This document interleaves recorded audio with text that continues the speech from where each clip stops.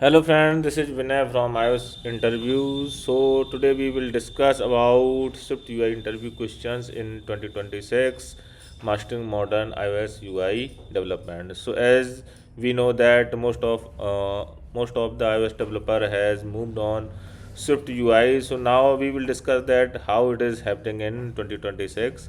So prepare yourself for the future of iOS development with comprehensive insights into Swift UI's declarative paradigm, state management paradigm patterns, and advanced architectural concept that define modern Apple platform development.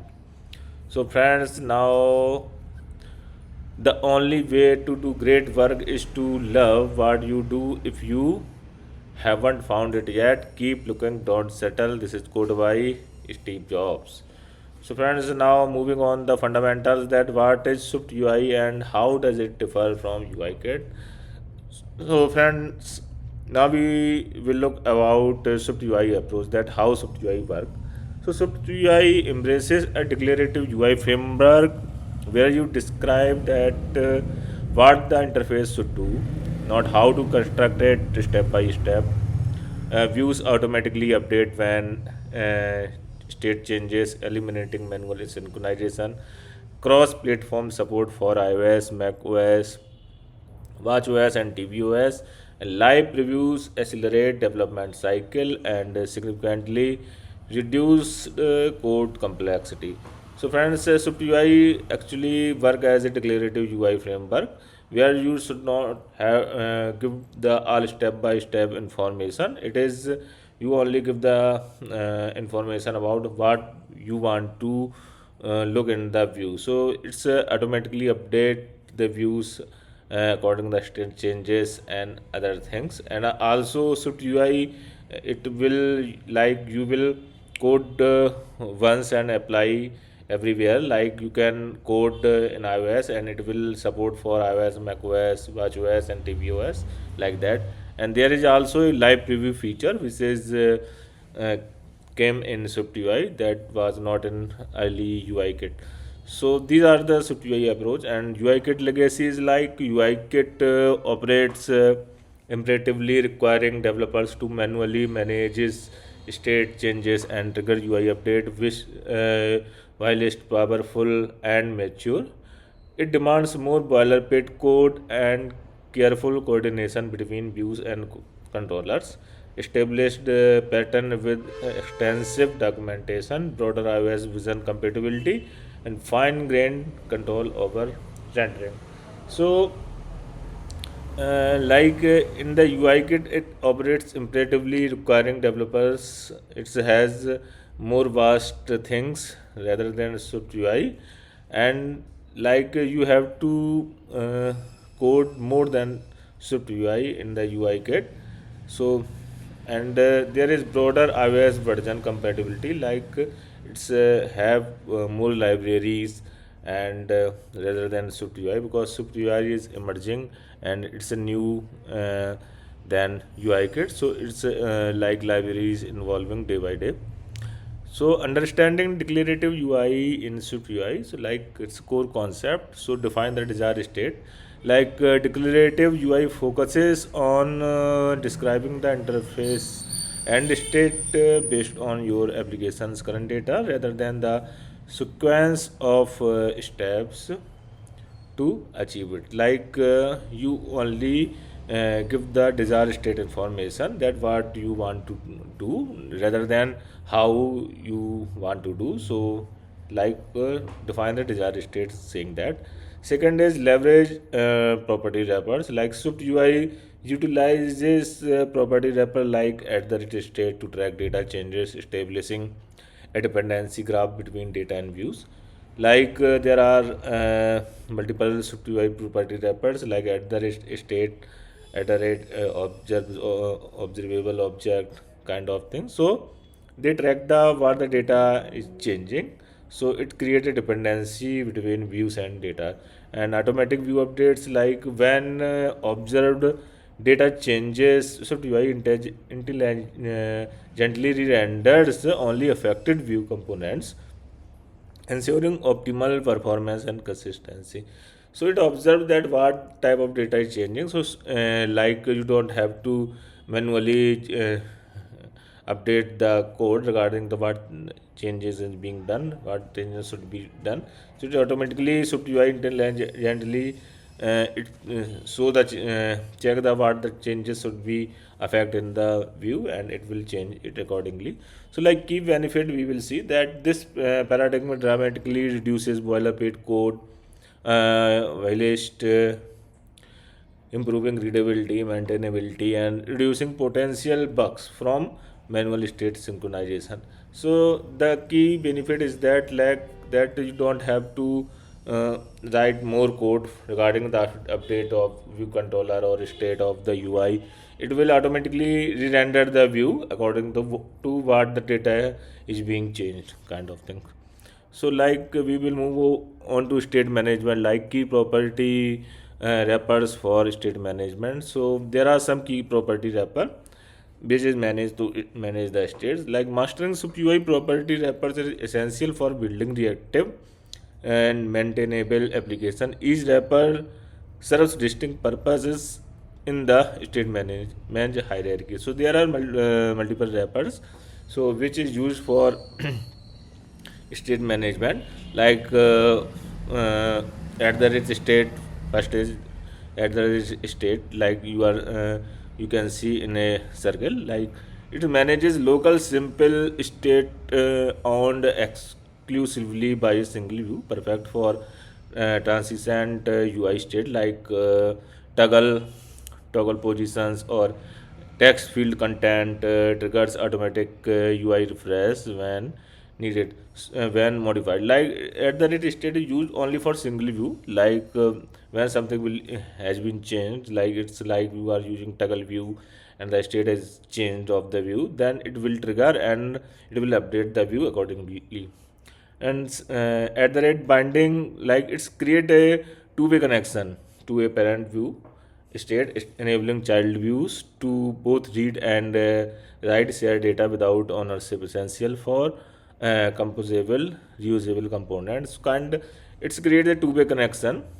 So like there are one parent view and there is one child view, so you can use the binding for that. So when something will happen in child view, the parent view will get the information and the view will be rendered. And if something will go in parent view and want to show in child view, is the data is related to child view, so it also child view will be re-rendered. So it's a two-way communication between parent view and child view. And other is observe object. So like you can see that there is two eyes showing there, like observes external data models, confirming to observable object protocol, ideal for complex state that exist independently of view life cycles, such as network models or business logic. Like observed object is used for that, like if you are getting some data from the networking, like you are using view model, so in that case you can use observed object. So view model will check out the observable object protocol, that what the business logic or what the network models data is getting the API information, kind of thing. It is observe the things and will send to view. So observe object is observe the changes of the network model or business logic, kind of thing. And environment object, like it's used for it's provide in a dependency injection for app-wide data, making global state accessible throughout the view hierarchy without explicit passing, and perfect for user session themes or configuration. So it's like app-wide data you can use, like if you there are some app-wide data, like some configuration you want to use in whole app, then like user session, you might maintain the login logout information in user according to user, what the theme should be so in app wise, and what the configuration should be used in app wise. So an environment object is used for that purpose. So now we will look into view architecture, like stateful vs stateless views in Swift UI. So, what the stateless view or stateful views, the architectural principle. So, understanding when to create a stateful versus stateless views is fundamental to scalable Swift UI architecture.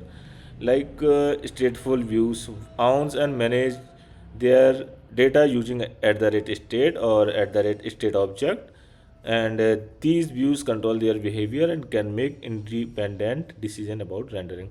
So like stateful views, you can see that at the rate state and the rate state object used for stateful views, and stateless views like receive data through binding parameters or environment objects, pure presentation components, what remain predictable and easily testable.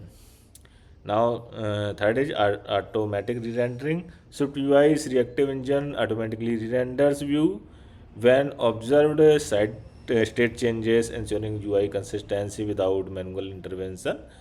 So, this is used for automatic re-rendering.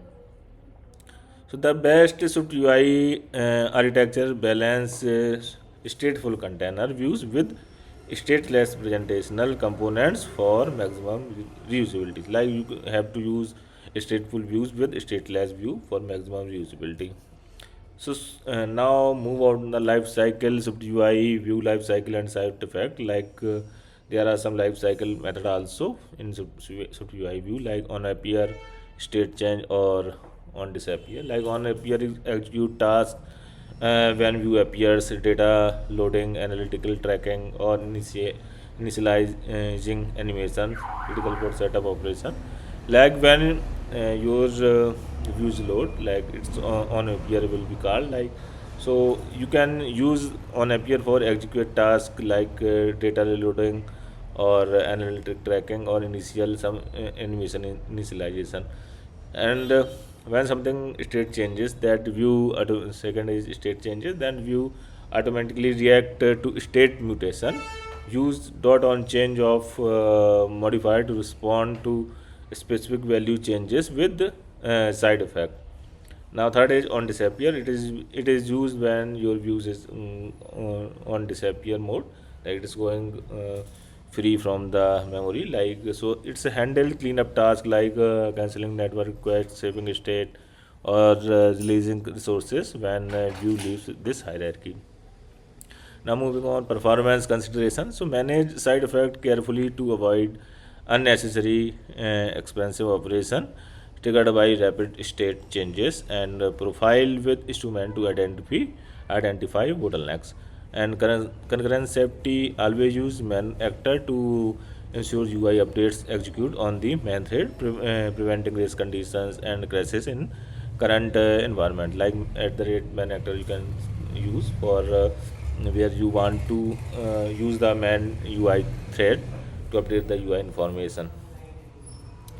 So now trade-offs we will see that subs UI vs UI kit. That what is the pros and cons.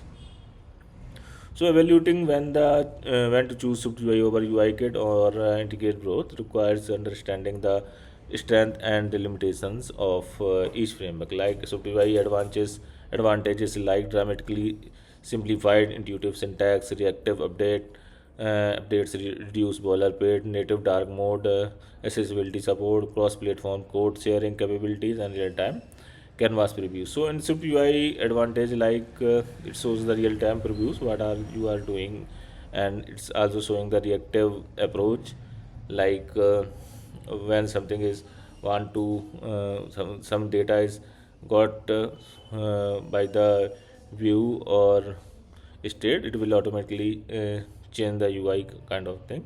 And cross platform code, like you can use the cross platform with the same code with the tvOS, iOS, macOS, watchOS kind of thing. And CPI limitations, what is the limitation, like iOS 30 plus minimum deployment target, and still maturing with API gaps, complex animations may need work around, and performance challenges in highly dynamic UIs, and limited customization for some component. So there are some limitation also that you have to choose iOS 30 plus for minimum development target while you are coding in SwiftUI. And there is also maturing because it's newer than UIKit. So there are some library and API are also developing phase. And there are, if there is complex animation occur, then you have to use you have to use UIKit like kind of thing. So you have to create a dependent on UIKit for that. And there is a limited customization that custom for some components also. And critical skills like knowing when to bridge UIKit component via UI view controller representable or UI view representable demonstrate architectural maturity and pragmatic problem solving. So like you have to know about when to you have to create the bridging for if there is some limitation in UIKit. So you have to create the bridge between UIKit and SwiftUI. So you can use the UIKit component and SwiftUI. So via UI view controller representable or UI view representable, you can use that. Like now we are moving on to advanced concept, that protocol oriented programming and concurrency. So protocol oriented design like SwiftUI embrace SwiftUI's protocol oriented programming paradigm, enabling flexible composable architectures through protocol conformance rather than inheritance, and create reusable view modifiers via view modifier protocol, build type-safe preference key for child to parent communication, design generic protocol constraint components like you can use task await fetch data kind of thing. And it's modern concurrency like Swift's async await model integrates seamlessly with SwiftUI, replacing completion handlers with cleaner sequential code that's easier to reason about. So that use task for launch, synchronous work for views from views, leverage actors to protect mutable state from data races, apply structured concurrency for predictable cancellation. Now moving on to practical skills like common SwiftUI interview coding challenges. Like what are the challenges you might face in interview? So interviewers frequently assess your ability to implement real world UI pattern efficiently. So these challenges test fundamental SwiftUI experience like dynamic list. So build a responsive list using list and for each demonstrate state management with at the rate state for data mutation, deletion and addition. Like you can use you can create the demo dynamic list of, so where you can use that at the rate state. And like if there some data is you want to delete, then you can delete or edit or add like thing. And navigation flows, so implement multi-screen navigation with the navigation view and navigation link. So it's handle deep linking and programmed navigation pattern. So you can create the navigation view like how the SwiftUI view navigate. And custom animation create fluid performant animations using dot animation modifier and transition and timing curves. So understanding of implicit versus explicit animation. Form validation like manage from input with two-way binding, implementing real-time validation logic and conditional UI update based on input state. Now, final tip for Swift UI interviews in 2026 like master declarative thinking. So, articulate the shift from imperative to declarative UI paradigm. Explain how state drives rendering and why this reduce bugs. So, you have to think about the declarative way that what rather than how you have to mm, explain that how state drives rendering and why this reduce bugs.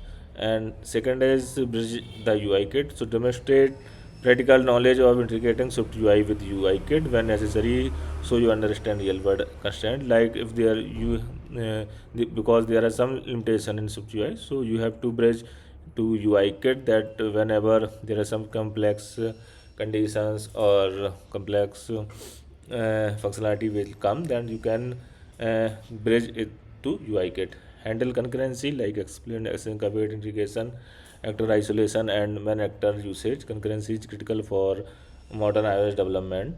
So for also you can handle the you have to handle the concurrency things, that async await, how to use async await, and the man actor usage, how to use the man actor, when to use the man actor. So because concurrency is critical for modern iOS development.